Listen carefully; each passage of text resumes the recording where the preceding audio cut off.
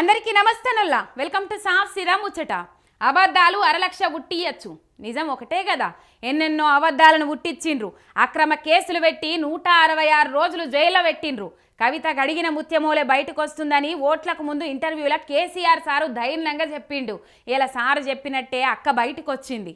20 నెలల ఇన్వెస్టిగేషన్, 493 మంది సాక్షులు, 50,000 కాగితాలు, 5 నెలల జైలు శిక్ష. ఇది కవితక్క కేసుల ఈడీ సిబిఐ వాళ్ళు చేసిన విచారణ.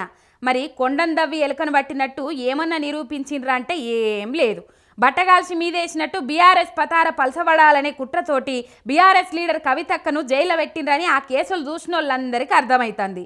తెలంగాణలో బీఆర్ఎస్ను దెబ్బతీసే కుట్రల భాగంగా 2 జాతీయ పార్టీలు ఒక్కటై లేనిపోని బదనాములు మోపి కవితక్కను జైల్లో పెట్టినాయి. కానీ కొద్దిగా ఆలస్యమైతుండొచ్చు, కానీ న్యాయమే ఎన్నటికైనా గెలుస్తుంది అంటారు కదా.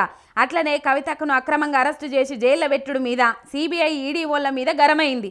మహిళా హక్కులను కాపాడాల్సిన బాధ్యత న్యాయ వ్యవస్థకు ఉంటుంది.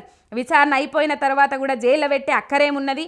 ఇదేదో కావాలనని పగ సాధించే పనున్నట్టున్నది. ఖచ్చితంగా కవిత బెయిల్కు అర్హురాలి అని సుప్రీంకోర్టు అక్కకు బెయిల్ మంజూరు చేసింది.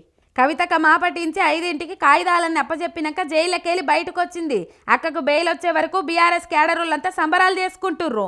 అటు ఢిల్లీలో కూడా సుప్రీంకోర్టు కాడ వకీలు కేటీఆర్ సార్ తోటి ఫోటోలు దిగేందుకు ఎగబడ్డారు. బీఆర్ఎస్ లీడర్లు పటాకులు కాల్చి మురిసిపోయినరు.